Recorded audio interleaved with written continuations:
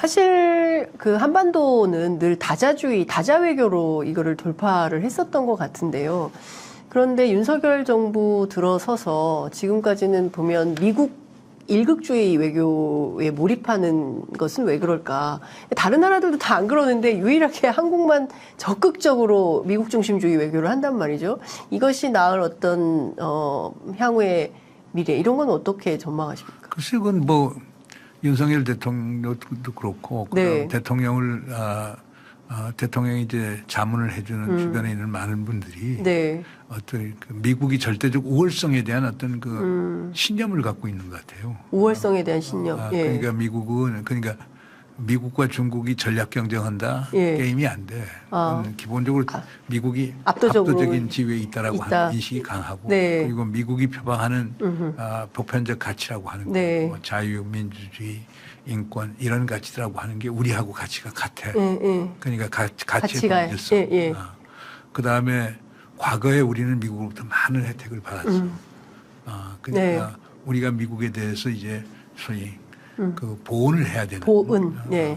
이제 그런 것도 작동을 하고 예. 이런 게 복합적으로 작용하면서 네. 미국하고 같이 가는 것이 예. 우리의 생존과 번영과 국격을 담보해 줄 수가 있다라고 네. 하는 그런 확실한 인식이 있는 것 같아요. 예. 그런데 그렇지만 선생님 저희가 미국하고만 잘 지낸다고 해서 이 복잡한 국제 질서 속에서 한반도 정세를 평화 체제를 공고히 하는데 큰 도움이 될 수 있겠냐. 그러니까 이웃 국가든 뭐 일본, 뭐 러시아, 중국, 뭐 북한, 미국도 마찬가지고요. 이렇게 좀 다양한 그 좀 전략적 모호성이라는 표현이 적절한지는 모르겠습니다만 다 친하게 지내야 되는 거지. 미국하고만 친하고 다른 친구들하고는 불편하게 지내면 이게 되겠습니까라는 글쎄요, 그러니까 그 윤석열 정부 를 보면서 저는 가치 지향 편향적인 것도 있지만 네. 색깔 편향적인 게 상당히 있는 것 같아요. 색깔 편향이다. 예. 그러니까 컬러 바이어스도 된 게 있는데 그게 보면은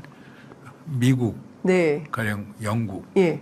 호주, 캐나다, 뭐 네덜란드 예. 쭉 한번 보세요. 예. 대통령이 순방한 국가들이라는 게 대부분 보면 서방 예. 소위 백인, 소위 선진국들. 선진국이네요. 그래서 진짜. 이런 것들은 아마 윤석열 대통령이나 또 윤석열 정부에서 일하는 분들이 네.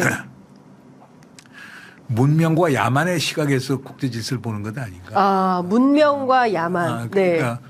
미국을 포함해서 G7 멤버들, 예. 뭐 나토 국가들, EU 국가 네. 이런 국가들이라고 하는 것은 문명이고 네. 그다음에 중국, 러시아 이런데 북한 같은 데는 야만이라는 것 아니냐. 그럼 우리는 문명에서 편에서 해야 되지 않느냐. 예. 이런 건 19세기 말에 그 후쿠자와 유기치라고 하는 사람이 네. 타라 입구, 뭐 일본이 잘 되기 위해서는 아시아에서 벗어나서 네. 그 구주로 가야 유럽으로 된다. 들어가야 된다. 예. 그래서 우리 스스로의 근대화를 예. 앞당겨야 된다. 예. 그래서 나온 게 이제 명치유신의 이제 예. 큰 축이 됐지만 예. 그런 걸 다시 보는 그런 느낌이 들어요. 그 우리를 서방하고 네. 소위 동일시하는 동조화하고 싶은 그걸 뭐 이제 영어로는 옥시덴탈라이제이션. 네, 왜냐하면 우리 에드워드 사이드의 예. 그 오리엔탈리즘이라는 예. 오리엔탈리즘이 그 원흉이 그걸 만들고 집행하는 그 사고가 네. 옥시덴탈리즘입니다. 그러니까 서방적인 것은 옳은 것이요, 동방적인 것은 그런 것이죠. 서방적인 것은 이성적이고 합리적이고, 동방적인 것은 관능적이고 감성적이고, 그 다음에 서방적인 것은 선이요, 동방적인 건 악이요라고 하는 이분법을 갖고. 보는 게 오리엔탈리즘인데 오리엔탈리즘을 만든 게 옥시덴탈리즘이거든요. 그러니까 서방 우월주의라고 하는 게 깔려져 있는데 우리 정부는 거기에 편승하는 것 아니냐 하는 인상을 강하게 주는 것 같습니다. 근데 21세기에 지금 아주 다변화된 시대에 19세기적 마인드, 19세기적 사고로 국제관계를 풀려고 하면 이게 국익에 부합하는 정치, 국익에 부합하는 외교가 될 수 있는 것인지에 대한 최소한의 판단이 필요한 것은 아닐까요? 그런데 그 결과가 이번 2030 엑스포로 드러난 것이죠. 그게 이제 드러난 건데 그러니까 우리는 미국하고 이제 같이 가고 미국의 동맹 국가들이 도와주라고 봤는데 그 결과 글로벌 사우스 소위 개발도상 국가들 또 아랍 세계, 아프리카 이런 국가들 역할들이 상당히 컸으니. 커졌다라고 예. 하는 게 나오는 거거든요. 예. 그러니까 우리가 세상을 보는 게 미국이라고 하는 윈도우, 창문을 통해서 세상을 볼 것인가 네. 아니면 우리가 직접 세상의 다양한 것들을 봐야 될 것인가 네. 예. 이런 건 상당히 중요한 쟁점이 될 것 같아요. 예. 그런데 많은 국민들은 쭉 그다지 그 국제관계에 눈이 밝지 않더라도 미국 중심적 사고가 낳을 폐단이나 폐해가 당장 IRA법만 하더라도 그렇지 않습니까? 뭐 절대적으로 우리에게 도움을 줄 거라고 생각했지만 국내 정치적으로 뭐 불필요하다고 생각하면 치워버리고 자기네 국익을 선택하는 거 아니겠습니까? 그래서 제가 보기에는 이런 선택이 옳은 것인지에 대한 비판이 많이 나올 수밖에 없다라는 생각이 좀 듭니다. 일본 문제 좀 여쭤볼게요. 사실은 미국 못지않게 일본에도 상당히 공을 들이고 있습니다.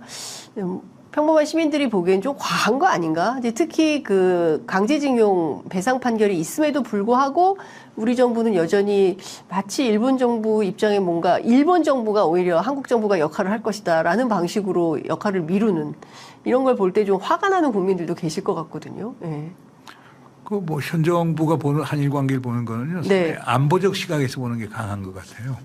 경제보다는 안보. 경제보다는 안보적 시각이 강해서 예. 첫째는 자 북한의 위협을 가하고 있다. 북한의 위협에 대응하기 위해서는 네. 한미동맹도 중요하지만 한미 3국 군사공조가 상당히 중요하다. 네. 그러려고 하면 일본하고 잘해야 된다라고 예. 하는 게 상당히 강하고 두 번째 어떻든 간에 중국이 부상하고 있다. 네. 중국의 부상이 예. 우리에게도 위협이 되고 일본에도 위협이 되는데 그런 거 관련해서 예. 한일 간의 협력이라는 게 상당히 필요하다라고 하는 인식도 상당히 있는 것 같아요. 네. 그렇기 때문에 어떤 그 위협 인식의 시각에서 봤을 때 한일 관계를 돈독히 하는 게 필요하다. 네. 그건 안보의 이유도 있고 다른 하나는 가치. 가치. 그러니까 공동의 가치를 지향하는 점도 있고 이런 것들 때문에 한일 관계를 잘해야 된다라고 네. 하는데 예. 정작 일본의 시각은 또 다르게 보는 것 같아요. 예. 일본은 안보나 가치 부분에 있어서 네. 한일이 공조하는 것은 상당히 환영할 만한 일이지만 네네.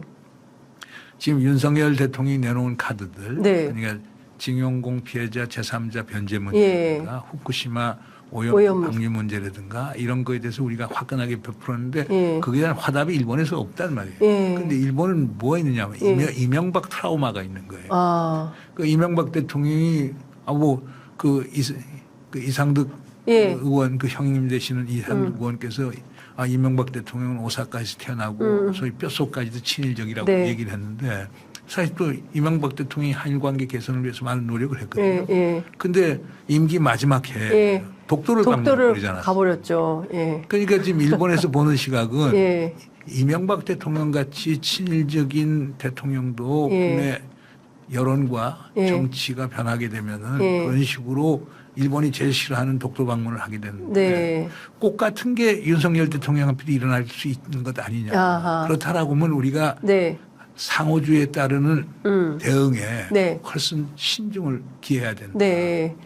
근데 이미 대법원 판결이 최근에 제3자 변제 문제 나왔잖아요. 맞습니다. 일본에서는 이제 우리는 국제법대로 하게 되는 거고 한국에서 또 국내법에 따를 수밖에 없는 거고 이미 거기서부터 이제 균열이 생기기 시작하는 거거든요. 그러니까 한일 관계라고도 이제 장담할 수 없는 거죠. 그러니까 일본은 어떻게 보면 한국의 정치적 지형이라고 하는 걸 상당히 소위 예측 불허하게 이렇게 보는 거예요. 그러니까 언제 어떻게 바뀔지 모른다. 2015년 위안부 합의했지만 그 다음에 이제 뭐 뒤집고 인정할 수 없다라고 하고 뭐 이렇게 되는 것에 대해서 근데 사실은 일본의 일방적인 주장으로 볼 수밖에 없는 거 아니에요. 우리 국민들 입장에서 볼 때는 사실은 강제징용 문제라는 어떤 역사적 사실에 대해서 제대로 된 사과 그리고 당시에 이 강제징용을 했던 그 전범 기업들이 실질적으로 배상하는 책임 이런 거를 사실은 국민들은 요구하고 있는 건데. 아니 그게 뭐 기본 상식이에요. 그런데 이제 보면 이게 국제법을 보는 시각하고 관련이 되는 것 같아요. 그러니까 일본 시각은 1965년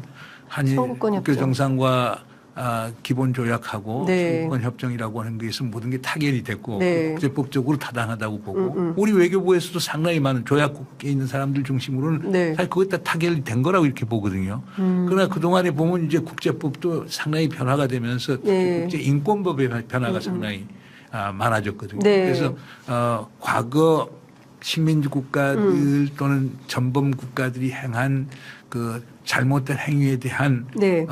새로운 해석들이 나오는데 피해자 중심주의적 시각이 상당히 강하게 나왔거든요. 예. 그게 이제 90년대 초에 이제 독일 연방법원이 결국에 그 소위 무조건적 배상 예, 책임을 그렇습니다. 이제 예. 그 결정한 예. 대표적인 거거든요. 그러니까 또는 다른 한쪽에서는 국제법이 변화가 있다. 네. 국제 인권법의 그렇습니다. 변화가 있으면서 피해자 예. 중심적으로 예, 가야 된다. 그러니까 한국 대법원은 피해자 중심적 시각에서 그렇습니다. 예, 김영한 판결을. 대법원 같은 경우는 그 판결을 냈고 네. 그다음에 2018년 그 대법원 전원 합의부에서 예. 이제 그런 판결을 내린 거거든요. 그럼 국내법적 결정이라고. 네. 그러면 국제법이 국내법이 우선하는가 아닌가. 예. 그건 논쟁의 여지가 상당히 많거든요. 그러니까 일본은 국제법 따라라. 네. 우리 쪽에서는 아니 대법원 판결한 국내법이 있는데 네. 어떻게 어떻게 국제법이 국제법을. 국내법이 우선할 수 있느냐. 예. 이 논쟁을 가는 거죠. 그런데 예. 우리 윤석열 정부에서는 결국에 일본적 시각 또는 뭐 국제법을 하는 일반적인 예. 그 주류 시각에서 그런 결정을 하는 건데 예. 그런데 대한민국이 삼권 분립이 있는 국가로서 예. 대통령이 할 수 있는 게 기본적으로 제한돼 그렇죠. 있고 예. 그러니까 대부분 결정을 존중하는 것이 사실은 정부의 태도여야 하는 것. 당연히 대한민국 예. 정부도 대한민국 국가의 국가의 일부인데 일원인데. 그러니까 예. 판결을 해야 되는데 예. 그런데 이제 뭐 쉽지 않을 거예요. 예. 뭐 제3자 변제 문제만 해도 피해자 일부에서는 또 거부를 하고 있기 때문에. 그러니까 사실은 이런 것 같습니다. 우리 국민들은 우리가 뽑은 우리 손으로 뽑은 우리 대통령인데 일본 문제만 나오면 왜 일본 편을 들지? 이런 답답증이 있는 겁니다. 당장 중국은 후쿠시마 오염수 문제가 터지니까 즉각적으로 나서서 오염수 배출하지 말라고 요구를 하고 핵 오염수라고 분명하게 명칭을 쓰면서 동시에 가리비 같은 거 수출하지 않겠다. 그러니까 뭐 8m 높이에 되는 창고에 가리비가 꽉 쌓여 있어도 그 수입 안 한다. 이런 입장을 고수하는 반면 최근 나온 일본 보고서 보면 그거 한국에다가 팔려고 하고 있다는 거거든요.